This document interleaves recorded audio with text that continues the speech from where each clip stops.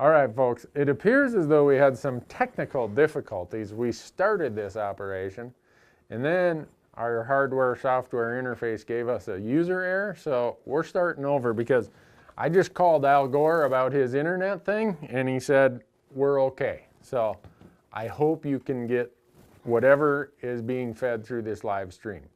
Anyhow, this is episode number 4 of Elk Talk Live, the Q&A session, the question and answer that we're doing with Bowtech, with Leupold Optics, and with the Rocky Mountain Elk Foundation. And like we said last week, in June, we have a really big prize that we're giving away. It's a Range 7 from Bowtech, the Smart Bow. And to get in the contest, to be in the drawing, no purchase necessary, all you got to do is text Randy, R-A-N-D-Y, to 313131, or if you're in Canada, 393939. So the thing you could do to really help us is to share this with all your friends. And we don't know if this feed is coming through on Facebook or not.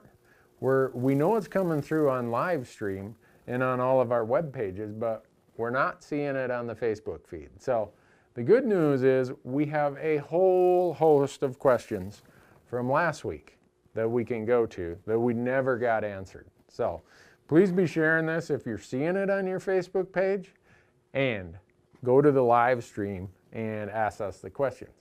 But here, last week, the winner of the Leupold Slingo bag was Chad, and he had this question. It was, how do you plan your hunts in regards to leaving the truck in the morning or base camp? Do you map out a plan to set to a destination, or do you keep to a game plan or let the animals and sign tell you where to go and worry about everything else later? For me, when I leave the truck, I've got a plan in mind. I know I've got about an hour, hour and a half, 2 hours to get to my glassing spot. And when I leave the truck, I've got a plan. But on my way there, I might hear something, I might see something. The conditions may be different, that I see fresh tracks and some snow. I usually have a plan of what I'm going to do for the first half of the day. And when I'm up there, I'm kind of looking, gauging, listening. If it's an archery hunt, I'm doing a lot of listening. And then I let the conditions and the elk kind of guide me to what I'm going to do the last half of the day.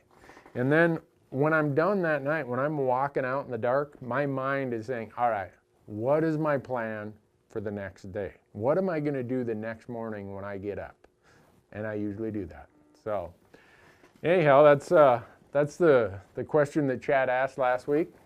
Another good question is, what game bags do we use and why do we use the ones we use? I use synthetic game bags, and I'll tell you why. A lot of people will say, oh, use the cotton ones, go get some sheets or some pillowcases down at the Goodwill, and those will suffice. If you're in really arid country, that will suffice. If you're in a place that gets any moisture, any snow, any rain, or has high humidity, cotton will not wick the moisture like the synthetic game bags. And eventually, someday, you'll learn the hard way, like I did, that cotton will fail you sooner or later, and you'll have some spoilage of meat. So for me, I use synthetic game bags. I use the ones from Caribou Game Bags. They're reusable. You can get them in a multitude of styles and sizes. And all you got to do is take them home, just wash them, soak them, rinse them, hang them up, and dry, and you're ready to go. The other part is, if you use the cheesecloth kind of game bags, you've all seen them. You take an elk quarter and you hang that. The mesh in that cheesecloth opens up enough that a fly can get its tail in there and plant eggs through that cheesecloth into your meat. And as quick as you get eggs in there, you're going to get these little creepy crawlers. They call them maggots. And that's no fun. So with that, I use the synthetic game bags by Caribou Game Gear. How long do I usually hang elk meat in the field? It depends. If it's really warm, obviously you got to do something to take care of that meat sooner rather than later. If it's November and it's not getting above 30 degrees during the day, I'll hang it for days at a time. The caveat to that is there's some things, no matter what time of year it is, that you can do to allow your game to hang there longer. Get on the shady side of a slope, or even if it's in a grove of trees. get somewhere on the edge of that grove of trees or somewhere where some wind is going to pass through there, because wind will cool it off way, way faster. If it's going to be raining, get some sort of canopy, a tarp, something over it so that it doesn't get wet. If it's really hot and you need to drop the temperature, you can do this little trick. Find a little creek if you can, because there's evaporation happening on that creek, and the water temperature, or the air temperature from that water, will be anywhere from 5 to 10 degrees cooler. So hang it just right over the top of where the creek is flowing. It might take some work to build some cross members and stuff to hang it, but you'll be surprised how much cooler that will keep your meat. All right, fixed or mechanical blades for elk. You're gonna get, you ask this to 100 people, you'll get 220 answers probably. For me, I am going with fixed blades. Mechanicals, some of the energy is absorbed in opening the mechanical device. Also, a fixed blade has a greater tendency to have a full pass-through if possible. A full pass-through gives me two sides where there's going to be blood going out. If you talk to the guys who kill lots of elk with archery gear, just about all of them have been through the whole spectrum and back and forth a little bit. And those guys, most of them I know and I talk to who I respect, are fixed blade people, and I end up just going there. I'm kind of a conservative old school guy when it comes to that. So I know some of you might shoot mechanicals, have a whole different opinion, and that's fine. Oh, what's your advice for harvesting a cow in archery season? I drew a cow tag in South Dakota and know the area to find elk. I was just wondering what strategy you would suggest to get within bow range. All right, cow hunting, food, right? It doesn't matter what time of the year, whether it's early season, pre-rut, peak rut, post-rut, whatever, cows are looking for food. So generally you're going to be, you want to be hunting near where the cows are, which is where the good feed is. And then as far as a tactic, with cows, I would try to get in front of them, either because they're going to their bed and intercept them there, or they're coming from their bed to feed, intercept them there, or they're coming to water. That's going to be the easiest way to consistently get within archery range of cow elk. So, what website do you use to see past burns? All right, whoever asked this question has been observing our footage and our photographs that we're always hunting in burns. And you hear me talk about it all the time. Burns are like the grocery table. This is like the Dairy Queen. This is the steakhouse for elk. Because when it burns within a year, sometimes even sooner, it just gets green. And elk are looking for the greenest, best food they can find. Well, the place to find those burns, there's a bunch of public domain websites. There's a site called InciWeb, INCIWEB, that'll give you the current year stuff. And if you're really a good GIS guy, you can go back and find a bunch of the old stuff. The easiest way to do it is if you have one of these smartphone, go to Onyx Maps and download their Hunt app service. It has all the burns going back, I think, to 2000. It'll tell you what age, how many acres. I mean, I just gave you one of my best secrets right there about how I find old burns. And now I'm going to find some of you guys hunting the same burns I am. But anyhow, if you go get the Onyx Hunt app system and you use promo code RANDY, R-A-N-D-Y, they'll give you 20% off. I know you like to hunt burns. Would you hunt the very next year after a burn, and how many years would you go back? Yes. I might hunt it the next month after a burn because there's these little green shoots coming out if you've had moisture. For sure, I'd hunt it the next year. How long will I hunt it? As long as it is the best food around. So it might start getting to be older forage, kind of decadent after 5, 6, 7 years. But if there's been no other burns nearby, they're still going there. But if in the 4th year, all of a sudden you have another burn, that next year when this burn's 5 and the other burn is 1, I'm going to hunt the 1-year-old burn. So, Randy, if you had a 3-day drive home from Montana, then how would you pack and care for the meat without it going bad? Happens to me all the time. We did a video of it out on our YouTube channel. Go to Randy Newberg Hunter. You see hundreds of videos out there. This one we talk about how we keep meat cold on our way home for days, We've been on many hunts in, say, New Mexico or Arizona, and by the time we get camp broke down, by the time we film the last closing segments, that costs us most of a day, and then I got a 2-day drive home. It's all about getting the meat cool before you put it in a cooler, and having a strategy to have ice with you when you leave. I use frozen milk jugs, and if you watch that video, you'll see I have these Orion coolers. I have one cooler with nothing but frozen milk jugs. I never open it, nothing. So then, when I kill that elk, I let it hang at least overnight to get the temperature really cool. I want that meat. I don't want to be putting meat that is warm in a cooler. I want it to be as cool as possible when I put it in the cooler. At night in the West, we have these diurnal temperatures. The cooler's gonna cool off at night. That's when I'm gonna put them, right away in the morning, I'm putting the meat in that cool cooler. That's the coldest time for that cooler, is when the evening and nighttime temperatures brought it down. Put the meat in there, then I'm putting the ice on top, because heavy air, or cold air is heavier, and it's gonna go down into the meat. I'm gonna seal that up, and I am not gonna look at it.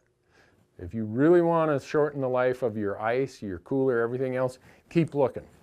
All of a sudden, whew, all that coldness goes out of there. Whew, all it goes out of there. And then it takes all that ice, all that energy to cool it back down. So it can be done. I do it a lot. And I know a lot of guys who live back east who will go to Colorado and they got a 2 or 3 day drive home.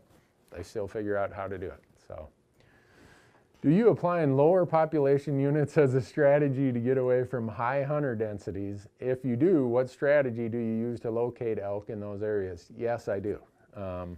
People are catching on to me. I don't know if I have anything worth catching on to, but I do apply in areas with low densities. Mostly because it's easier to get tags, and I need 10 to 12 tags a year to film a TV season. So that's the biggest part of why I do it. But usually, even in those low density areas, you're gonna have lower hunter pressure, like the person asked. And with lower hunter pressure, it's usually easier to find what elk are there.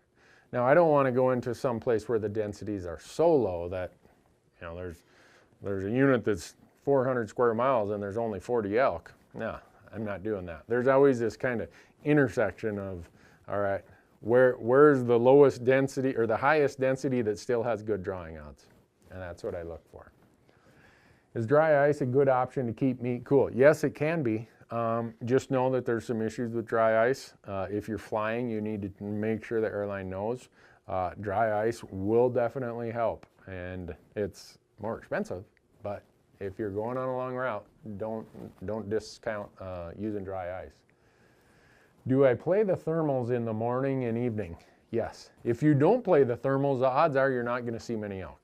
Or what you see of elk are going to be rumps and antlers and hoofs going over the ridge. In the West, I cannot overemphasize how important these thermals are. In the morning, when the air is cool, it's sinking, and you're going to have this mostly downhill thermal flow. And then as the air starts to warm, when the sun comes up, you get a little bit of a mix where on the shaded side of a slope, maybe there's a little cut, it's going downhill. On the sunny side, it's going uphill. You go around the corner, it's the other direction. It doesn't usually get consistent again and switch directions and go uphill is what it does in the afternoon when it gets warmer, because hot air rises. It usually doesn't get that steady thermal until noon, 1 o'clock, and then in the evening, it reverses itself again. But in between, you have these periods of kind of turmoil, just really hard to read the wind. Have a wind checker with you. I don't care if it's rifle hunting or archery hunting. Have a wind checker with you if you are hunting elk. You cannot fool an elk's nose, no more than you can fool the nose of an old whitetail buck. Randy, I drew an either sex tag in Colorado on the Utah-Colorado border, mostly public land during the forest season. What other tools can I use to see which roads are open and closed once it gets closer to season? This depends on if it's BLM land, if it's Forest Service land, if it's state trust land, whatever. I always go to whatever agency owns that land, and I look at their website. In the forest is the easiest. The Forest Service has their travel management maps just about always published on the website for that forest. So I don't know what forest this would be where you're hunting, but you could go to that website. The BLM sometimes has their travel management maps. It says this road's open, this road's closed, this road's open seasonally or whatever. Go and contact the agency. If you can't find a map, make sure you contact the agency and they will tell you which roads are open and which roads are closed. Do you bother using calls in the pre-rut period? Oh yeah. Yeah, to me that pre-rut period is actually a very effective time to use calls. You might have silent bulls come in when you're calling, so keep your eyes peeled. But that pre-rut period is when the bigger bulls are kind of getting close to the cows and posturing, and you'll hear some fighting and a little bit of rattling and of their antlers when they're sparring a little bit. That pre-rut period can be very, very, very effective time to call bull elk. Where is the balance between rifle weight and recoil? Well, that question is a person who understands physics. The lighter rifle you have, let's say it's the same caliber, let's say it's a 7mm mag. If a really light rifle is going to create more recoil than a heavier rifle. For me, it's that intersection of where I want to go as light as possible until recoil starts affecting my accuracy or my ability and desire to practice a lot. And some people say, well, put a muzzle brake on it. I never put a muzzle brake on anything. It's bad for your hearing. It's bad for everybody's hearing around you, beside you, behind you.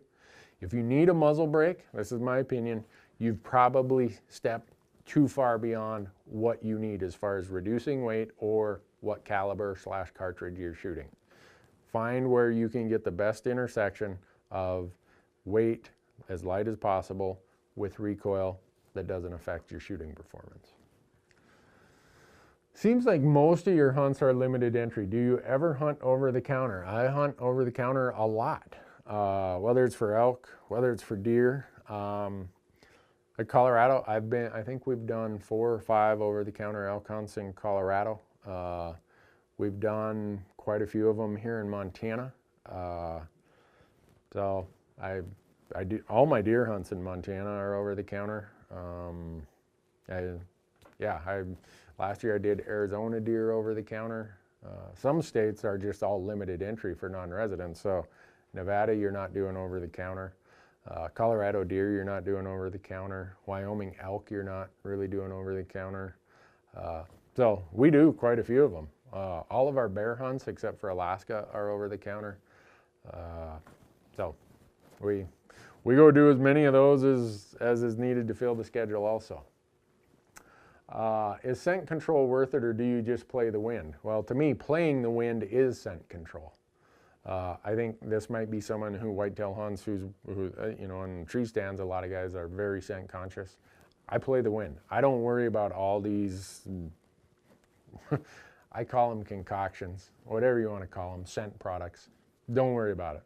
I try to stay as clean as I can. Obviously, I'm not stomping around in a gasoline pile or, you know, anything foolish, but my theory is if I'm elk hunting and I get in some situation where I have to be relying on scent control products, that elk has already smelled me. Because on public land elk hunts, you cannot keep from perspiring. It is that exerting. You're going to be moving. It's a very aggressive, very active game. You just got to know how to play the wind. Is it better to sit over a wallow / watering hole or stock in the mid-afternoons if you don't have a bull located? If you don't have a bull located, it's hard to stock. So to answer that question, your best option is going to be sit over a wallow, sit over a water hole, someplace where you know they're likely to come. If I can, and you guys have seen this on some of our TV shows, and you're going to see one here in about 2 weeks, where we'll watch bulls go in bed in the shade and we'll spot and stock them.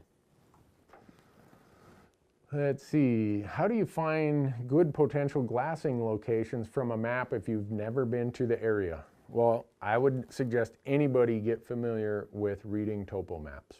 And again, I tell you, I have the Onyx map system, whether it's Google Earth, whatever you use, you'll be able to see when you lay the contour layer on there. It's going to show you where some points, some peaks, some juts are out of the terrain, whether it's a rock pile or whatever. And those are great glassing points. you're going there to glass, not necessarily shoot. If you can glass and shoot from there, both, hey, better. But a lot of times I'm picking a spot that might be 800, 1200, 1,000 yards away from where I think I'll see elk. So I'm not worried about a shooting location, I'm worried about a glassing location. And for me, that's something that pushes me out from the relief and topography or up from the carpet of maybe it's pinyon juniper, maybe it's dark timber, whatever. You will find those very easily on topo maps. Most of your hunts are only a few days long. Really? What contributes to your harvest success in such minimal time? Obviously, we are doing something wrong in editing because all of our hunts just about always take the full 5 days. Not always, but we grant ourselves 7 days for an archery hunt and 5 days for a rifle hunt. And very often, it's the last day when we do it. Now, understand that on TV, you can only do a 22-minute episode. In other words, the content's 22 minutes, the network commercials are the other 8 minutes. So if we've been there for 7 days, it might look like it was easy, that we were running into elk all the time. Often that's not the case. We don't want you to sit through Randy walking for 10 minutes. So you end up seeing us cut a lot of pieces. Now we just did a bear hunt that you'll see, if you go out to our YouTube channel, we did a semi-live Montana bear hunt. We hunted for 12 days. Every night we'd go film, we'd edit it and put it up on YouTube the next morning. We never killed a bear. So we proved that now this isn't always a minimal amount of time. Sometimes we get lucky. We are fortunate that we get to hunt a lot. So we're accustomed to showing up at places we've never been, have only 5 days to figure it out, sort it out, and pack it out. And hopefully over years and years of doing that in multiple places, multiple season types, we've gotten pretty good at it. But I don't think that we're experts in any stretch. What hunt are you looking most forward to this fall? Well, Montana just released this week on Monday, so today's Wednesday, it's moose, goat, and sheep results. Moose, goat, and sheep results. And I've got a really good elk hunt I'm looking forward to in Arizona, another one in Wyoming. But my son drew one of the most coveted moose tags in all of Montana. So even though I don't have the tag, for Matthew and I to be out there hunting again, that's the one I'm looking forward to. At this point in my life, if I never kill another elk, I've killed more than my share. And for me, it's about who I get to spend the time with, how much time do we get to spend together, going to cool places, cool landscapes with cool stories. And this moose hunt's gonna be the one that's kind of highlighted on my calendar. Would you prefer to hunt opening day archery or wait until a little later in the archery season? I hunt later in archery season. And I say that based on the idea that in most instances, archery seasons open in early August or late August or early September. I'm one of those guys that if you let me have my way, I'm gonna hunt elk in archery season from September 10th till October 5th, somewhere in there. I know some people say, oh, I want the first crack at them. You know what, knock yourself out. I like it later because the rutting activity is gonna be better, the weather's likely to be a little bit cooler, and most people have had their fill of it by then, so fewer people in the woods for me to compete with. All right. How do you figure out if you should call or keep silent? You know, until I started hunting with my buddy Corey Jacobson, I was always worried about that. Corey has taught me when all else fails, call more. Call a lot, but if you're struggling, call more. I've adopted that, and it's amazing how many responses I get from elk. So for me, it's about, I'm gonna call, and Corey has a good analogy. He says it's kind of like fishing. If you see fish on your fish finder and they aren't biting, call them carp and move on. Go find the ones that wanna bite. If you got elk that don't wanna respond, you know what? Come back to them later. Go find the ones that wanna play. Makes sense. Let's see, do you prefer carrying lots of water or equipment for filtration and treatment? I carry a 3-liter platypus water bladder with me. I cannot get dehydrated. If I get dehydrated, I've got a strange liver condition that it's a major problem for me, so I carry a lot of water. I don't want to count on I'm going to be able to find filterable or treatable water when I'm out there.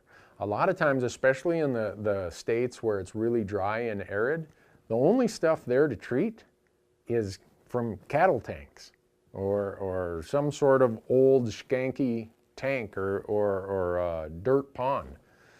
I'm not treating water out of that. Up here in the Northern Rockies where we got water in every drainage, yeah, I'm less concerned about it, but I carry as much with me as I can. If you are rifle hunting with 2 or more buddies, would you recommend splitting up or staying together? Split up. There's no sense in being stacked over the top of each other. The more you split up, the more terrain you can cover. One guy might be seeing them, the other 2 aren't. Guess what? Figure out what was different where the one guy was seeing them and the other 2 weren't, and go replicate what was going on where the guy was seeing them. Always split up if you can. I know you're not really picky on the elk you choose, but how many times do you go into a hunt with an idea of an elk you want to take and stick to it with no grouse around to distract you? All right, you guys know I've got a grouse issue. You know, that's a good question, and I'd say over the course of my hunting life, it's changed. When I first started elk hunting, I was looking for just any legal animal, and I was so happy when I finally shot one that it didn't matter how big it was. And then I went through a little bit of a phase where I was being a little more particular. Now it's just about, is this what I wanted out of the hunt? And it doesn't matter if it's a younger bull, an older bull, big, small, a cow, whatever. It's more about, does this represent why and what this hunt is all about? Don't get me wrong, if there's 2 bulls standing there and one's a 3.5-year-old and one's a 7.5-year-old, I'm shooting the 7.5-year-old, just like all of us will. So, let's see. In a unit that is sliced up with roads, would you opt for a wilderness area or just find small pockets among the roads? Not even a question. I'm going to the roadless area. Whether it's true designated wilderness area or a roadless area, wilderness study area, just a place where maybe it's none of those, and it's just a spot where topography is so steep that you can't get roads in there. I'm going to those places because I'm mostly hunting. If you think about the elk calendar, most of my hunts, just by the fact of how little hunting opportunity there is in the peak rut, most of mine's going to be post rut or late season. Well, in those places, the elk aren't, or those times of year, the elk are in sanctuary mode. I'm going in the ugly, nasty places to find them. When hiking into wild areas, what do you consider too far? The older I get, that distance is shrinking. You got to use your mind and your common sense on this a little bit. You don't want to hike in 10 miles and have to be packing an elk out 10 miles. Trust me, I've shot some in some long distance places. I've had friends shoot them in places and you just shake your head and say, why did I do this? Fortunately, in those instances, it was cold, so the elk wasn't going to spoil. Think hard about, all right, what would I do if I shot something here? For me, once I start getting a mile from the road or trail, I'm thinning out a lot of people. By the time I'm 2 miles, I'm close to having it to myself. So I'm usually past a mile, most likely 2 miles, but anymore, very seldom am I at any point more than 5 miles from the trailhead. But in the course of my day, zigzagging and looping around, sometimes we're putting on 10 to 12 mile days every day for a week in a row. So I live in North Carolina. How can I find an over-the-counter elk tag? It's easy. Right now you can go to Colorado and you can get one for archery season, the 2nd rifle or the 3rd rifle. You can go to Idaho and get one right now for archery or rifle season.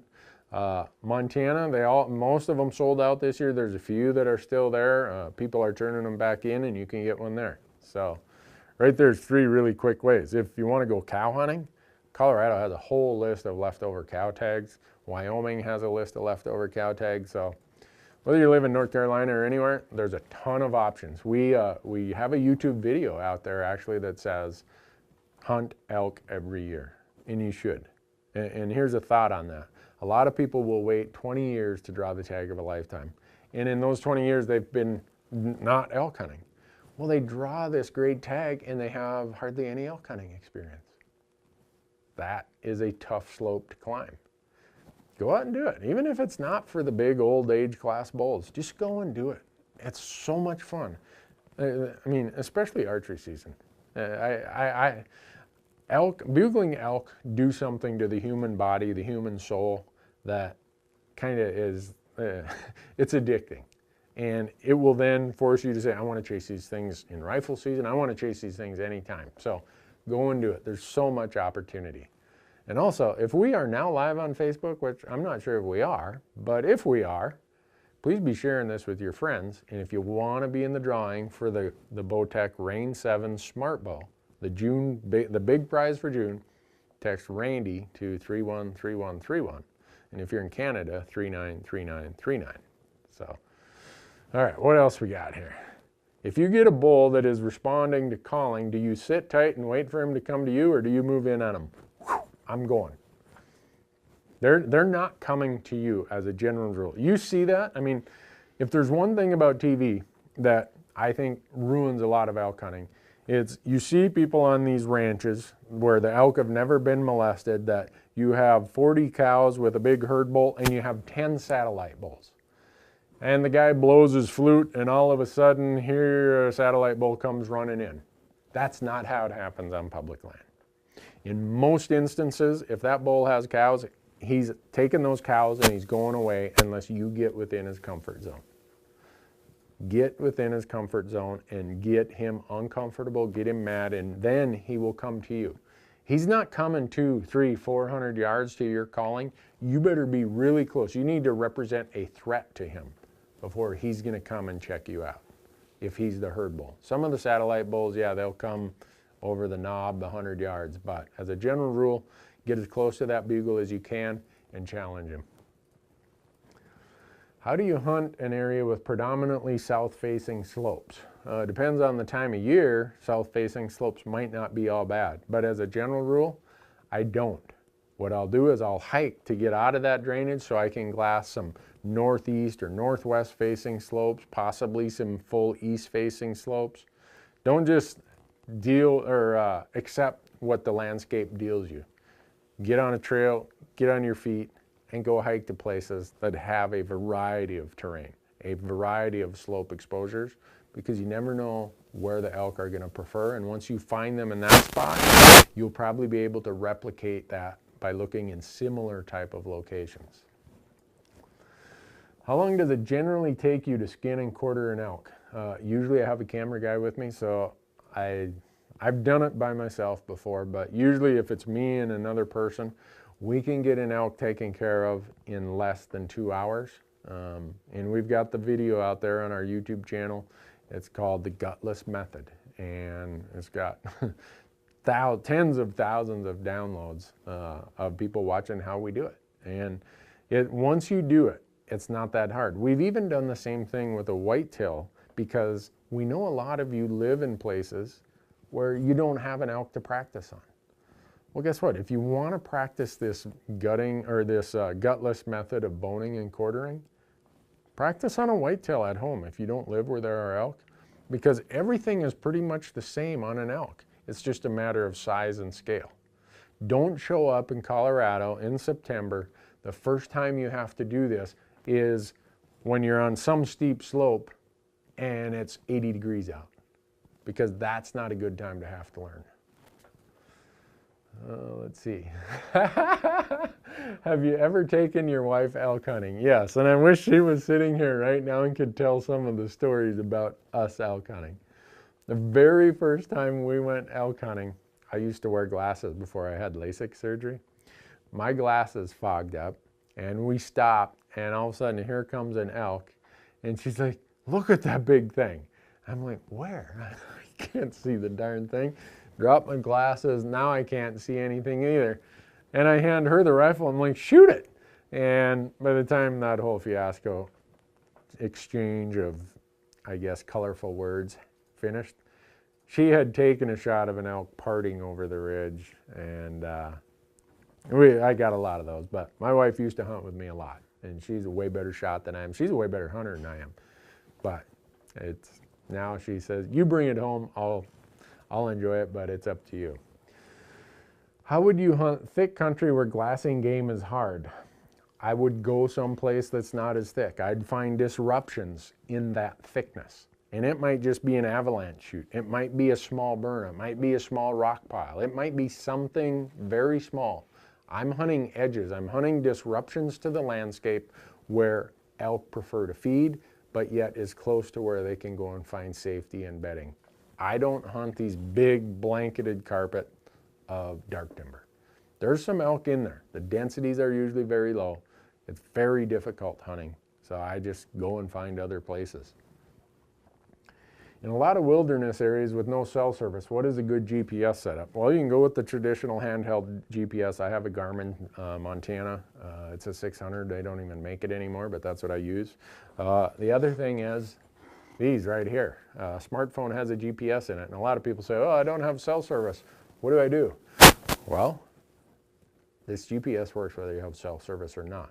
What will kill you is your battery will die because it's always searching for service, so put it on airplane mode. And then use this. Just make sure that you have a way to recharge this if the battery does die. So we're pushing along here, but since we had a slow start, we had to hit the reset button here when the internet kind of flaked out on us. We're going to do 1 or 2 extra questions. What's your layering system for clothes? Those of you who watch our content know that I wear Sitka gear. Sitka gear is based on a layering system. And it depends on the time of year, obviously, but I always start with a base layer of merino.